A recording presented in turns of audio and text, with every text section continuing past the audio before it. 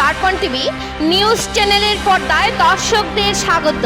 রয়েছে আমি মাহিপাল। দর্শকদের জন্য এই মুহূর্তে একটি বিশেষ সংবাদ। কাছাড় জেলার ধলাইয়ের পাহাড়ি এলাকায় পাচারের পথে বজরং দলের হাতে ধরা পড়ল 9টি বিদেশি গরু। গোপন সূত্রের খবরের ভিত্তিতে বজরং দলের কর্মকর্তারা কাছাড়ের পুলিশ সুপারের সাথে যোগাযোগ করলে পুলিশ সুপার সাথে সাথেই পুলিশ প্রশাসনকে গরুগুলি আটক করার জন্য পাঠিয়ে দেন।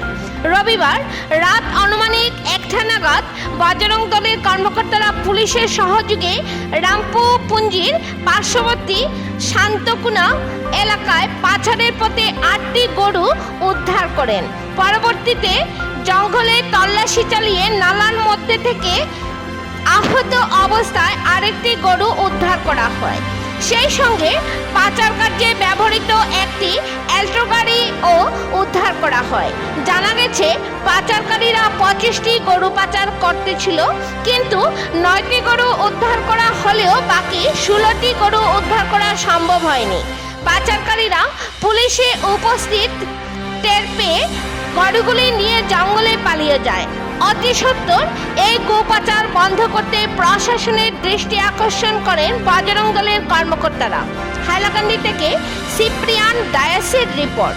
পরবর্তী খবর পেতে হাইলাকান্দি দর্পণ টিভি নিউজ চ্যানেলটিকে একটি লাইক ও ফলো করে পাশে থাকুন। ধন্যবাদ।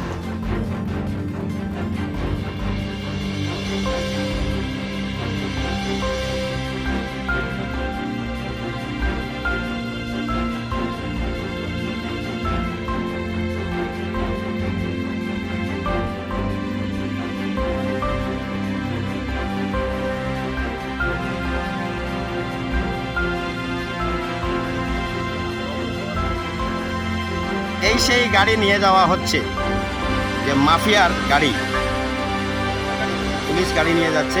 ধন্যবাদ পুলিশ প্রশাসন।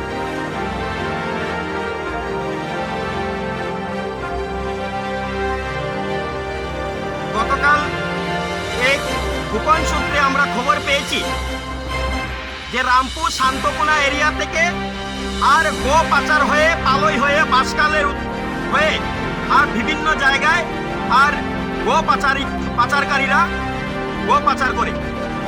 এই খবর পাওয়া মাত্রই আমরা সঙ্গে সঙ্গে কাছাড়ের এসপি মহোদয় নুমাল মাহাত্মজিকে আমি স্বয়ং ফোন করেছি এবং মেসেজ করেছি। সাথে বজরং দল তথা বিশ্ব হিন্দু পরিষদের প্রমুখদের সাথে আমার কথা হয়েছে। বজরং দলের কার্যকর্তা আমার সাথে ছিলেন এবং সঙ্গে ডিএসপি হেডকোয়ার্টার থেকে প্রশাসন এসেছিলেন। আমরা রাত্র অনুমানিক 1 ঘটিকার সময় এই জায়গাতে 8টা গরু পকড়াও করতে পেরেছি এবং আমরা তদন্ত করে জঙ্গলের মধ্যে একটা গরু যেভাবে ওরা ফেলে দিয়ে গেছে, গরুটা কতটুকু বাঁচবে কিনা সেটাও সন্দেহ আছে।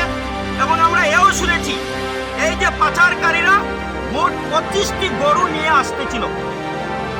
আমরা এই গোপন তথ্য মতে খবর পেয়ে আর পুলিশকে সঙ্গে সঙ্গে খবর দিয়েছি, কিন্তু দুঃখের বিষয় 16টি গরু আমরা উদ্ধার করতে পারিনি।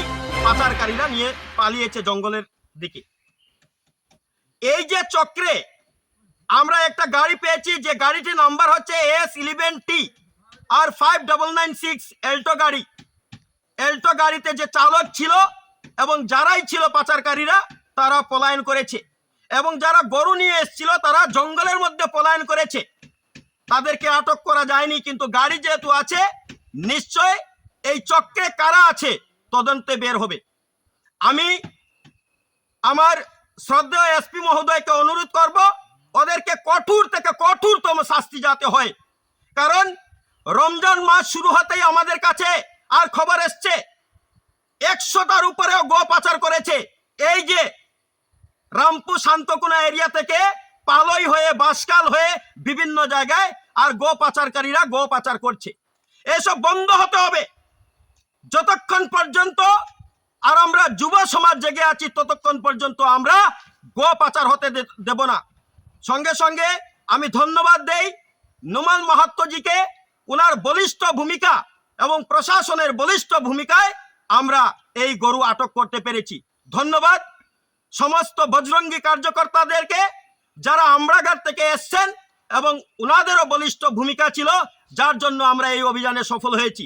এবং আমরা আজকে এই মিডিয়ার মাধ্যমে গো পাচারকারীদের বলতে চাই, অতি সত্বর বন্ধ করে দেও, অতি সত্বর বন্ধ করে দেও। যতক্ষণ আমাদের দেহে থাকবে প্রাণ, ততক্ষণ পর্যন্ত আমরা যেতে দেব না, এই কাজ করতে দেব না। আমরা লড়াই চালিয়ে যাব, যা করতে লাগে আমরা প্রয়োজনে করব। নমস্কার, জয় শ্রীরাম।